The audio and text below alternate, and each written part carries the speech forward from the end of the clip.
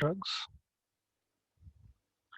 So you'll find a lot of similarities about the drugs that we already discussed in anti-anginals. Now, before we talk about anti-anginals, you need to know what is angina. I'm not sure whether you've been taught about it in other subjects, but angina is basically a symptom of ischemic heart disease. Okay, generally, whenever a patient has a problem in which their coronaries are being blocked. Okay, coronary arteries are not able to supply enough amount of oxygen to your vessels of your heart, the muscles of your heart. It will cause a lot of problems. It will cause accumulation of metabolites, and this accumulation of metabolite will start damaging your cardiac tissue. That metabolite collection will cause ultimately pain. Because of tissue damage there will be pain, and that pain will be very sudden, it will be very severe. Generally it is substernal, okay, under the sternum, and it'll either be kind of a discomfort or it will be pain, and sometimes this pain will radiate to your left arm, okay, along with flexor surface of your left arm, so your biceps basically. यहाँ पर this is basically happening because of angina. Okay, this condition is called angina. Repeat once again. It is a problem uh, which is happening because of what do you call blockage of your coronary arteries. Okay, it is one of the chief symptoms of ischemic heart disease, also called IHD. Now it is characterized by, just write it here so that it is easier. Angina, chief symptom of,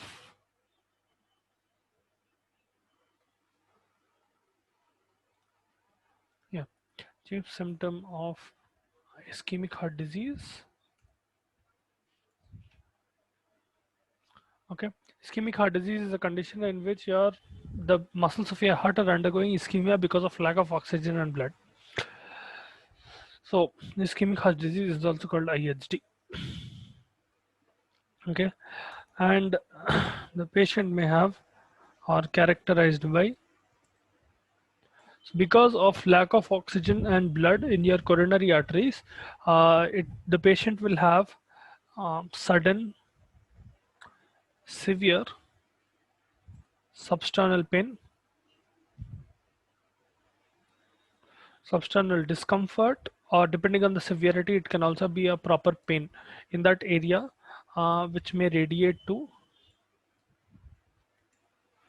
the left arm. Okay.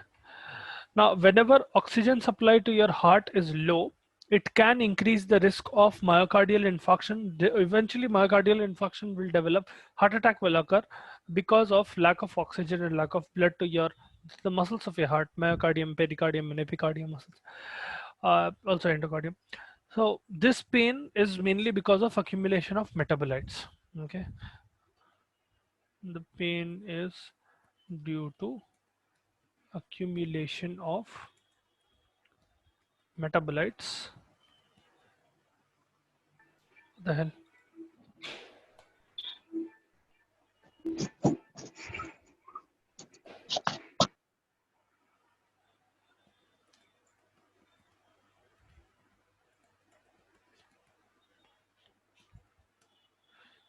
In cardiac tissue.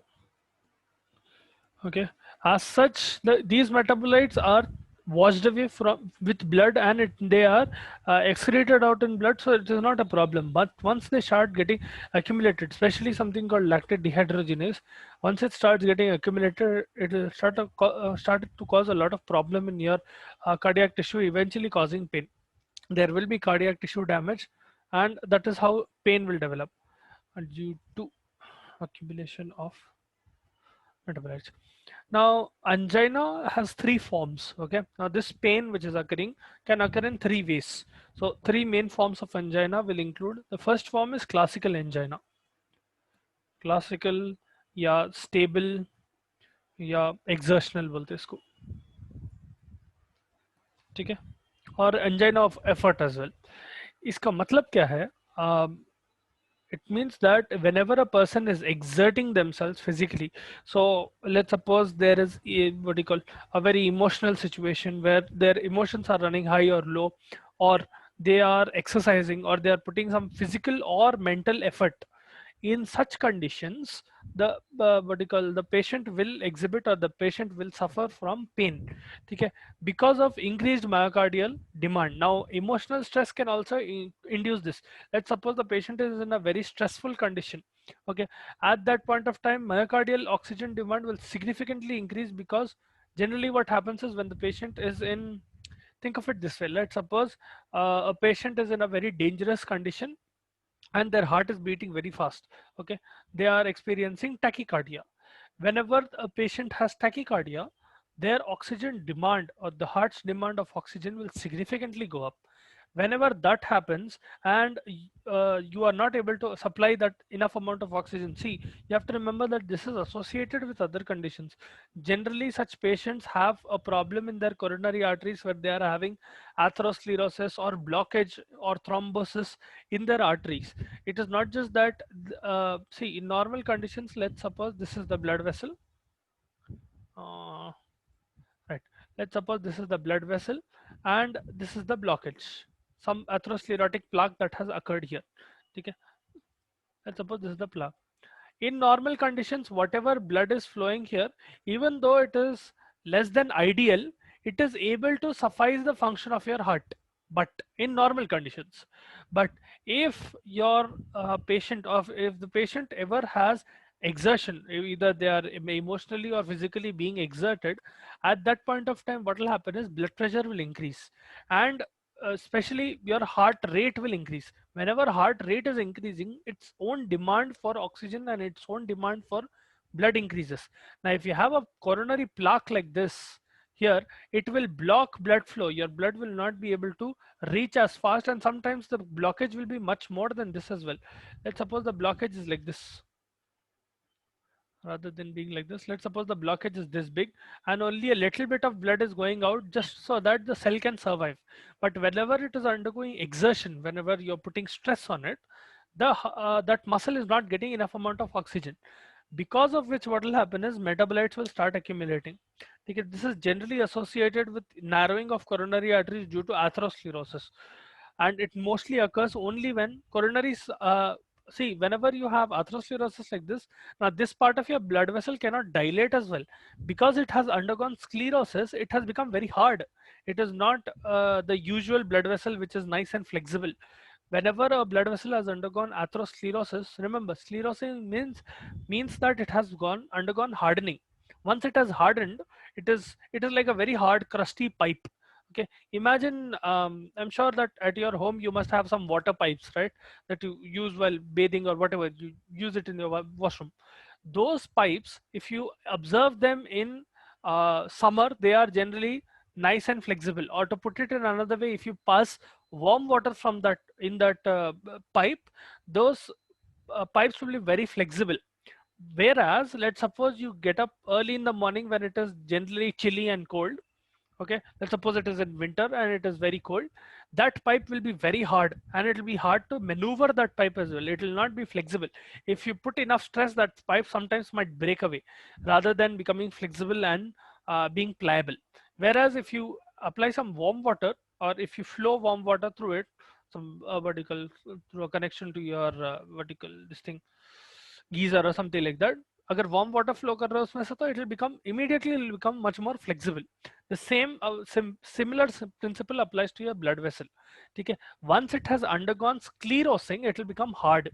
Once it has become hard, it is inflexible, and once it is inflexible, it cannot dilate to meet the demands. Now obviously when your heart is beating very fast, it wants more oxygen, right?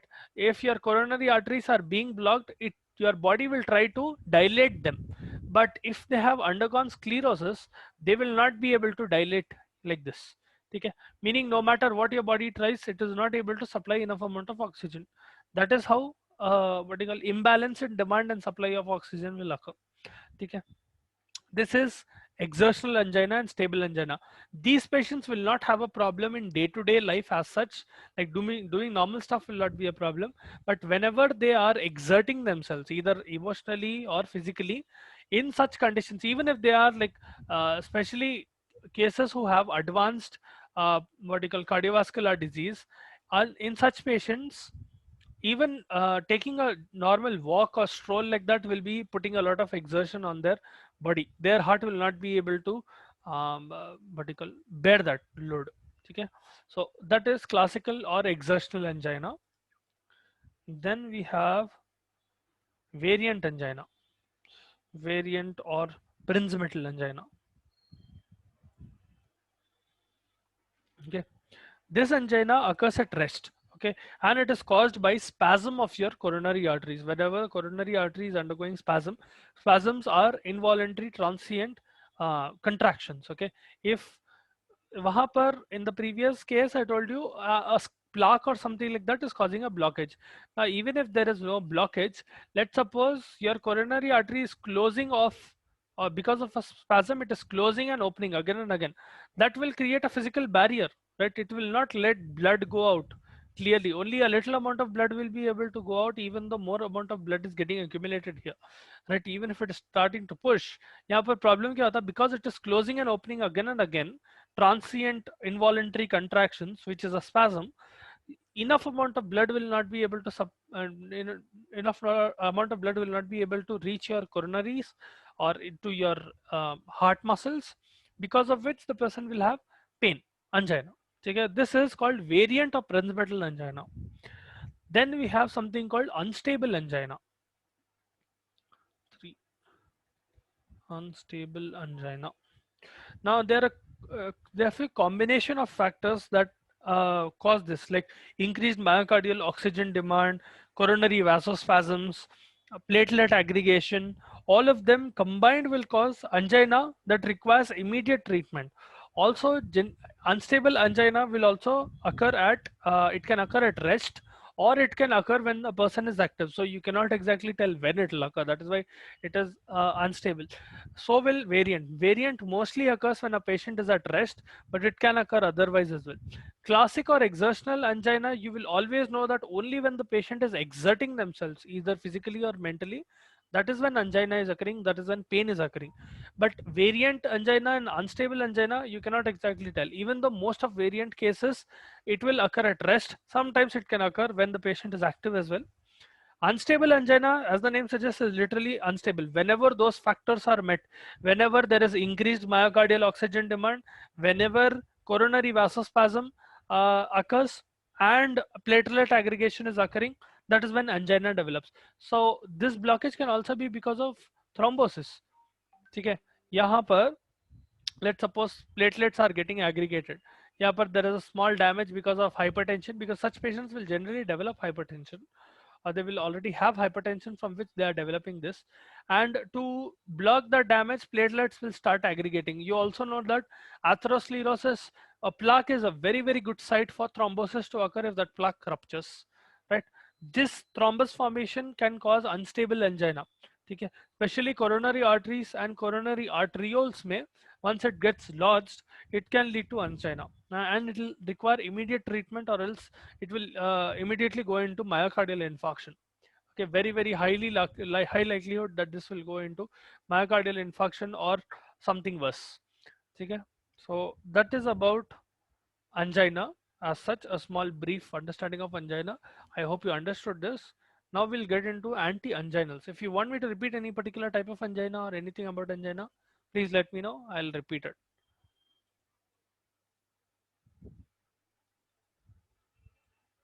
No?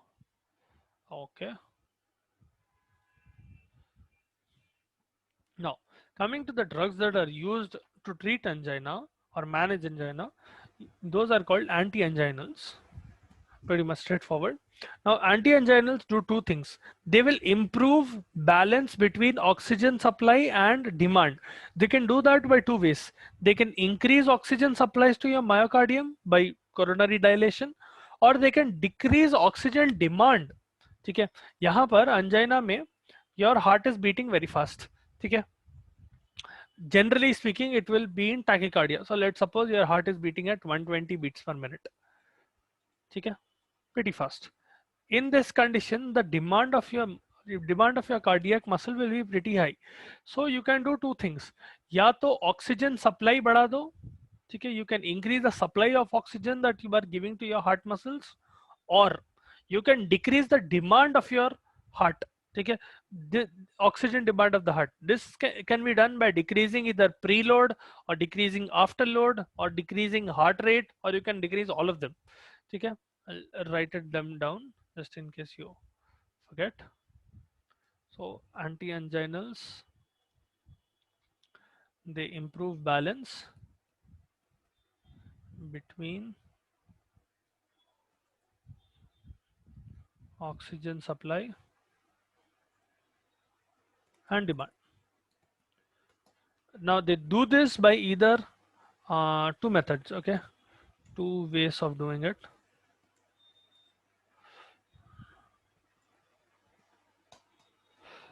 One is increasing oxygen supply. Okay. Now you can increase oxygen supply by simply causing dilation of blood vessels, specifically coronary dilation. Okay, coronary dilation. If you increase the size of that blood vessel, obviously the amount of blood that is flowing through that blood vessel will increase, right? And the rate at which it is going will also increase to a certain extent. Total amount of blood that is reaching, not the blood pressure. Then the second way you can do is decreasing oxygen demand. Okay, you can decrease the demand of oxygen by your cardiac tissue. This can be done in several ways. You can either decrease preload.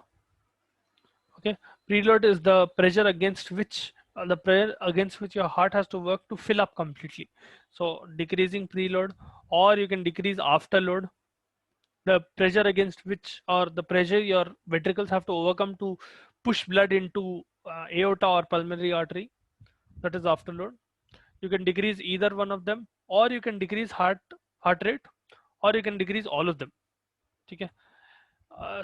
Technically speaking, the best of anti-anginals, specifically when they are targeting this one, when you're trying to do this decreasing oxygen demand, will decrease all of them. They will decrease preload, afterload, heart rate together. Okay. So that one complication does not occur with another. Now coming to the drugs which are used in anti-anginals or as anti-anginals in angina, there will be four main classes. We have nitrates, two calcium channel blockers. Okay, the main nitrate that you will be using is you can use sodium nitroprusside.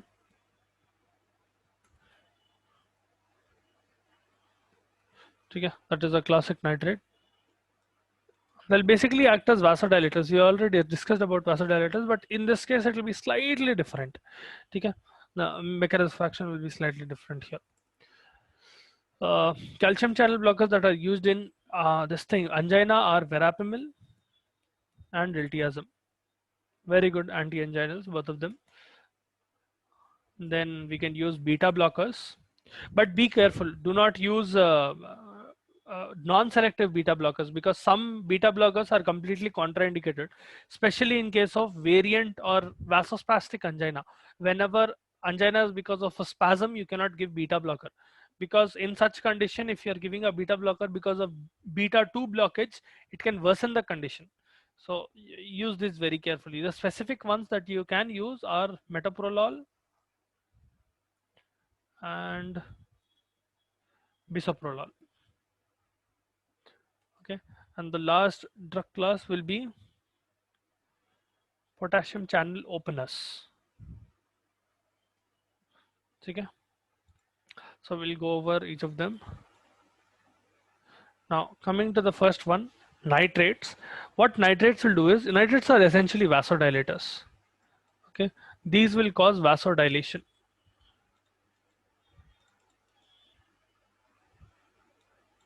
ये कैसा करते बोले तो nitrates, specifically nitrates that contain nitric oxide. So nitric oxide is also a very potent vasodilator that will be used in case of angina.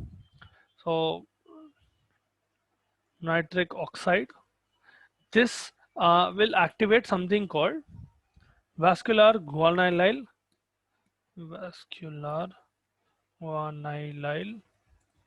cyclase. ठीक है, this is a very special enzyme which is present in your blood vessel. ठीक है, normally whenever the need is there, this enzyme will get activated, but specifically when you give nitric oxide, this enzyme gets activated and it will start doing its function. The function is that whenever you stimulate vascular guanylyl cyclase, it will cause the production of cGMP, or to put it another way, it will increase the production of cGMP, increase cGMP synthesis.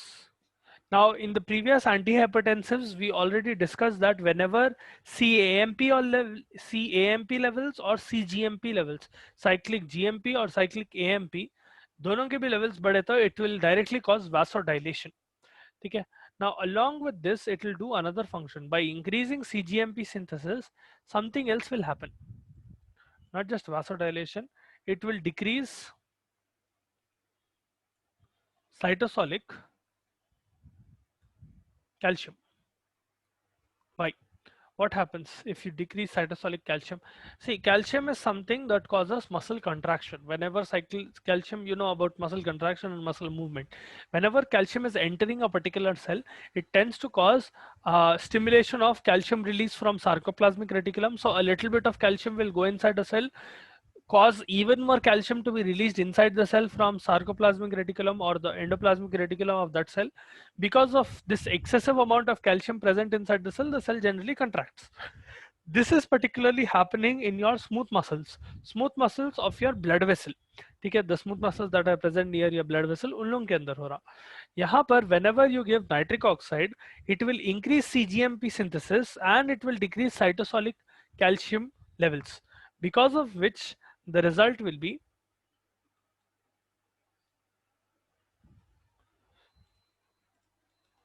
smooth muscle relaxation.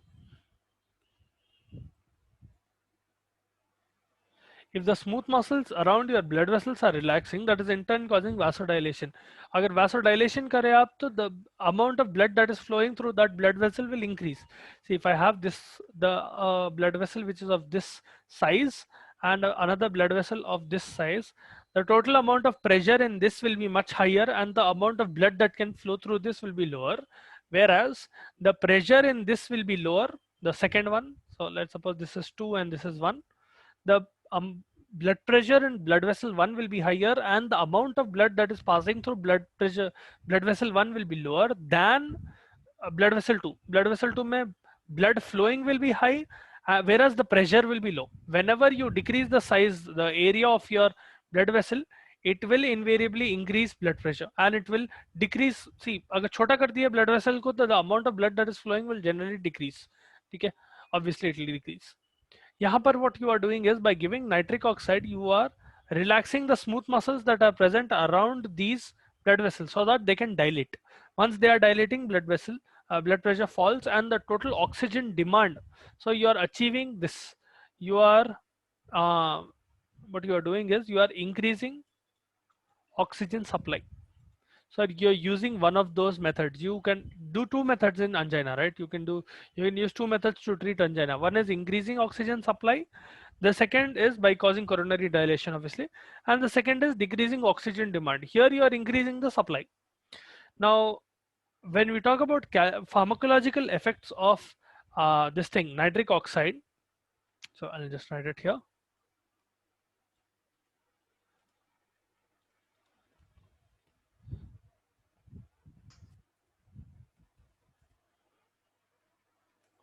NO लिखते हैं उसको, okay, nitric oxide.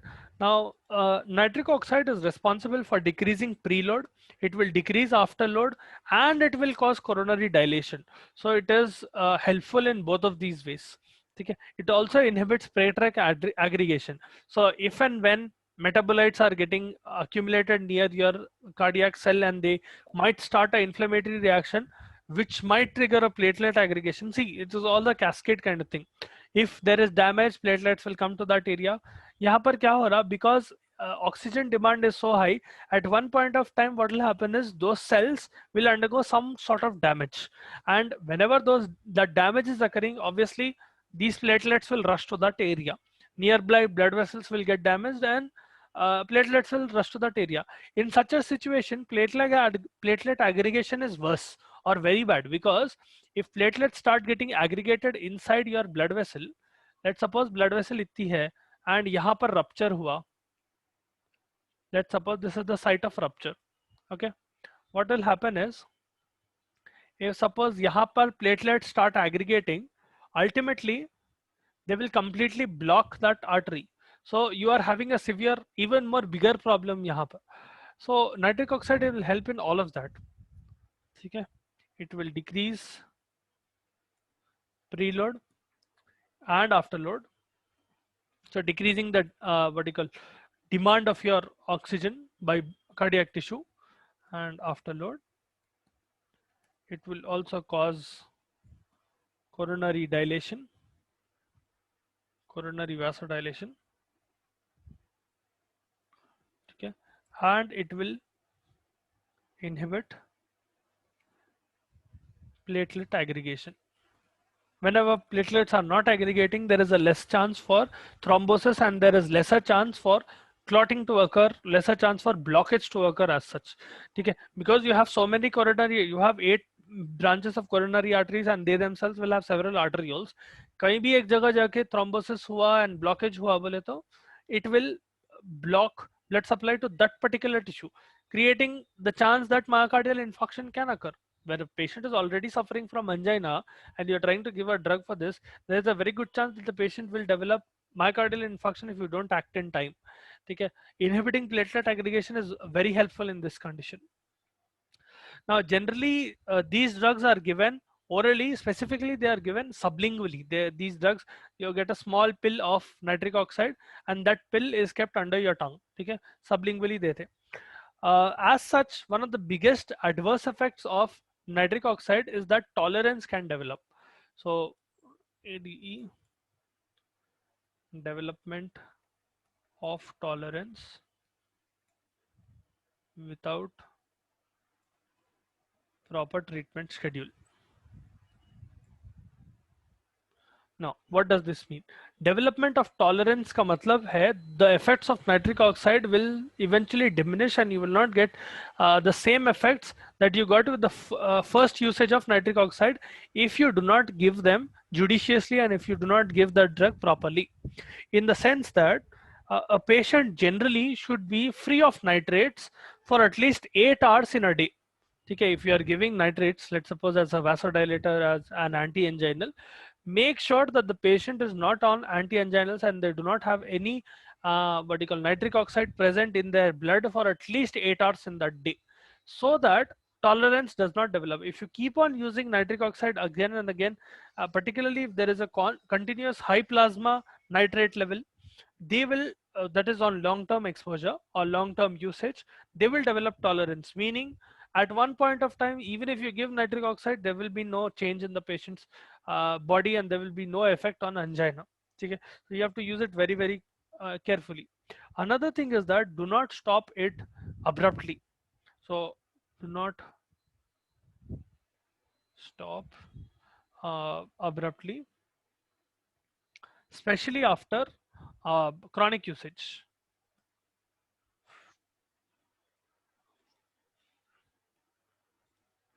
After chronic use, because this in turn, when see the body has been used to getting anti-anginals, the body has been used to getting nitric oxide for a long period of time.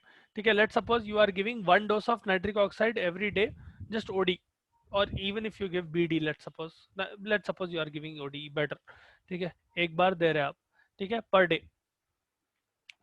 Now, if you give this for, let's suppose, 3 months continuously, okay, every day the patient is taking 1 small pill of nitric oxide, and if you suddenly stop at this point of time, the effect will be that the patient will immediately have acute angina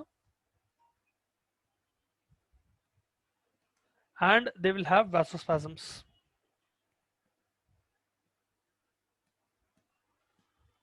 Okay, if you are thinking of stopping nitric oxide, you have to taper the dose, decrease the dose initially. So let's suppose you are giving 10 mg of nitric oxide 1 time a day, you can do 5 mg and 5 mg 2 times a day.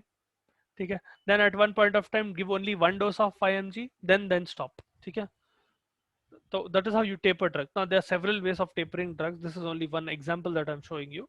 You can decrease the concentration, you can decrease dose, you can do several things and play around with frequency and all of that. But please be sure that whenever you're giving nitric oxide, especially for a long period of time, do not abruptly stop giving nitric oxide because it can be very problematic. Now, as such, do not give nitrates with one particular drug called sildenafil. Okay? Drug interaction.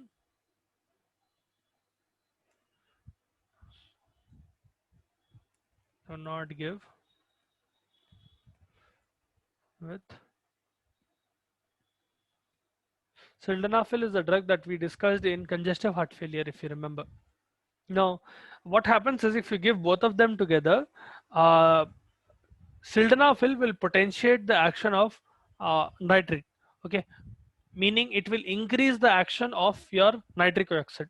So it will basically, what it will do is sildenafil will increase the output of this thing. So if you give N plus S, let's suppose, this fellow's output will increase more than 100%, meaning let's suppose you are expecting some function out of it.